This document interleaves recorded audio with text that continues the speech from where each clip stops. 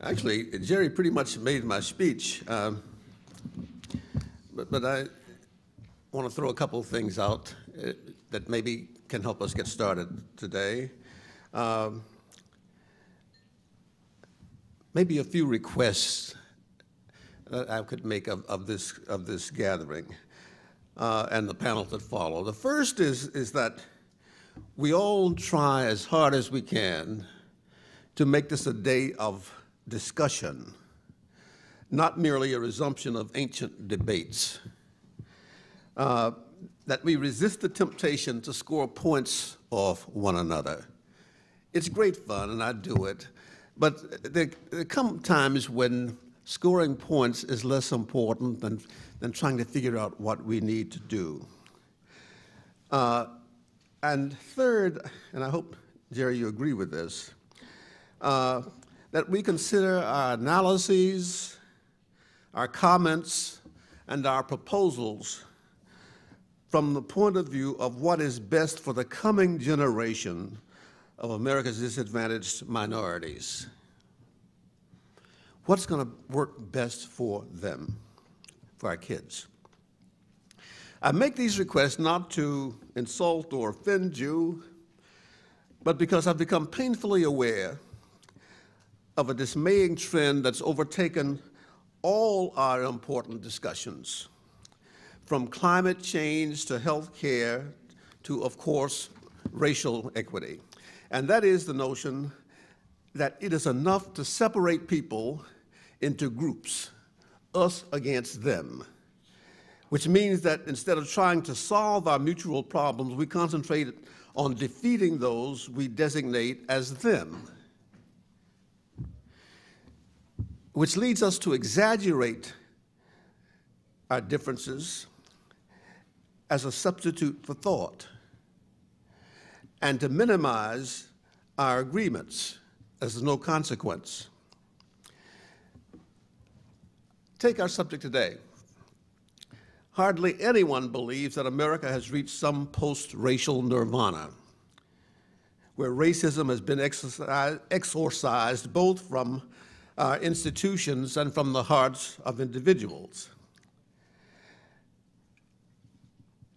We know it's still there, and almost everyone would agree that what we do as individual minority members and what we encourage our children to do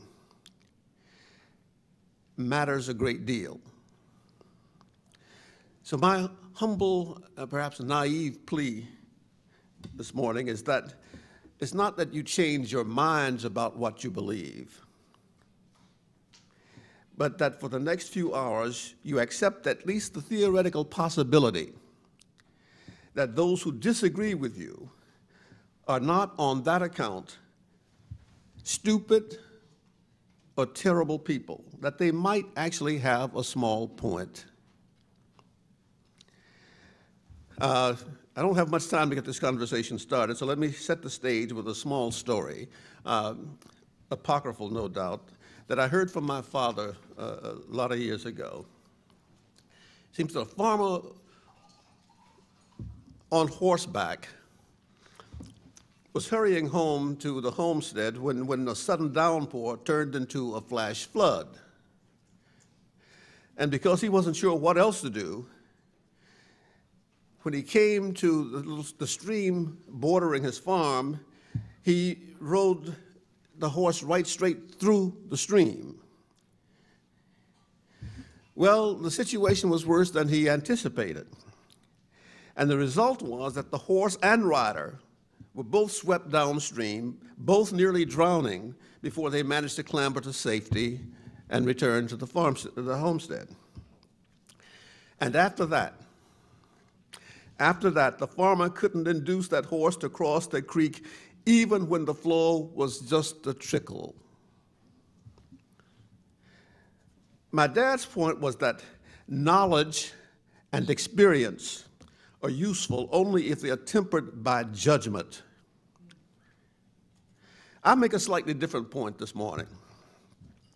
If you compare that stream to racism in America, then too many of us African Americans are like that horse.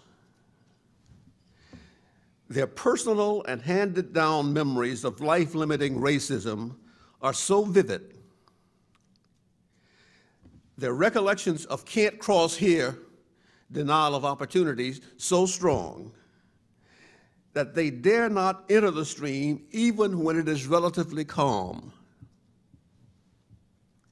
They stand on the far bank, perhaps cursing the water, perhaps merely shrugging at the way things are. Their remembered futility and danger won't let them notice that the water isn't nearly as bad as it used to be. Oh, it was bad, all right. It was bad. And more than a few of our race drowned in the attempt to cross it. And now you're thinking, here comes this silly old man about to tell us that the stream has dried up. Well, no, I'm not. I recently attended a two-day conference on the difficulties facing young black men, and the speakers were uniform in their view that racism is alive and well in America. One scholar reported his findings on the relative difficulties young black men face in the market. He sent 3 young men, a black man, a white man, and a Hispanic, all carefully matched for education, experience, and speech and all of that, to a series of employers. It turned out that the white applicant generally received the best treatment, the Hispanic second best, and the African American the worst.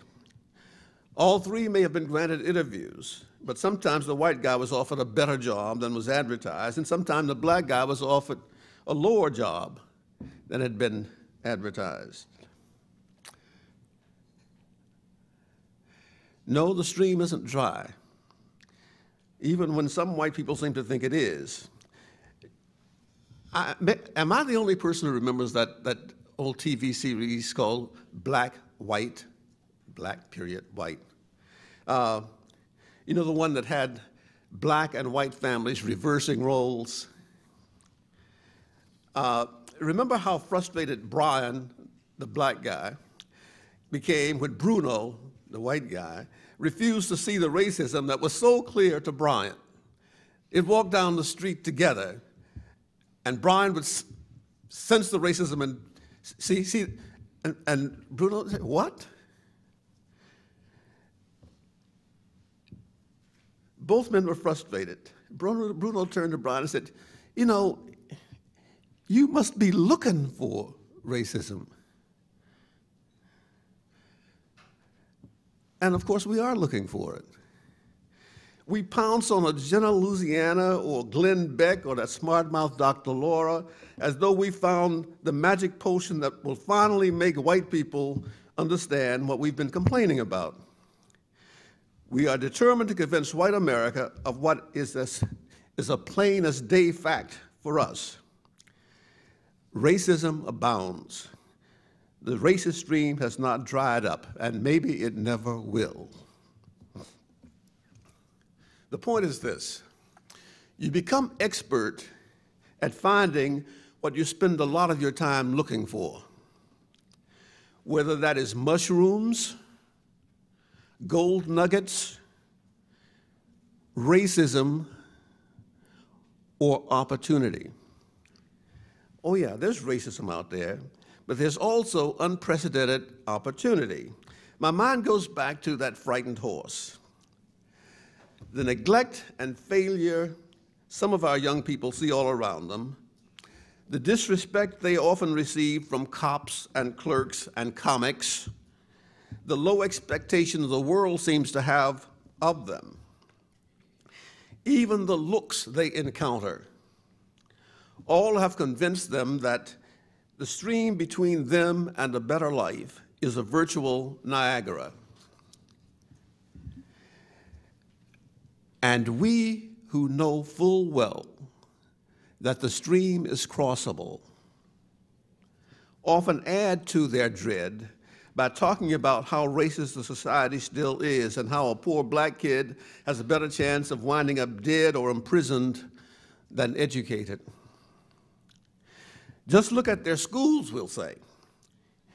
Underfunded, poorly maintained, inadequately staffed. Who can blame these kids if they fail? We say it for them, honestly believing that calling attention to the residual racism and unfairness will help them by absolving them of the shame of failure while simultaneously fixing the blame on the enemies over there. And what we fail to see is that we are reinforcing their self-doubt, their fear of that once raging stream. The danger, I believe, is that our good intentions may actually have the effect of discouraging young people. I mean in the literal sense of taking away their courage to try.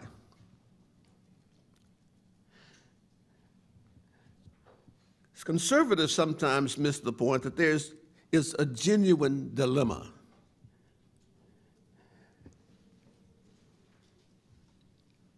It seems fundamentally unfair to take kids who've had none of the material and psychic advantages of growing up middle class and secure, and to tell them that they must now compete unaided with the children of privilege. But how helpful is it to take these same disadvantaged children and reward them not for achievement but for effort, as though they are participants in some academic Special Olympics? Some of us point to the under-equipped schools and underprepared teachers that are undereducating some of our children, as though that is the whole answer. Others point to fatherless households, the lack of exertion, or to cultural distractions, as though that were the whole answer. Well, there have always been both external and internal barriers to racial progress in America. My caution is not to focus so exclusively on the outside barriers that we neglect those that are inside us.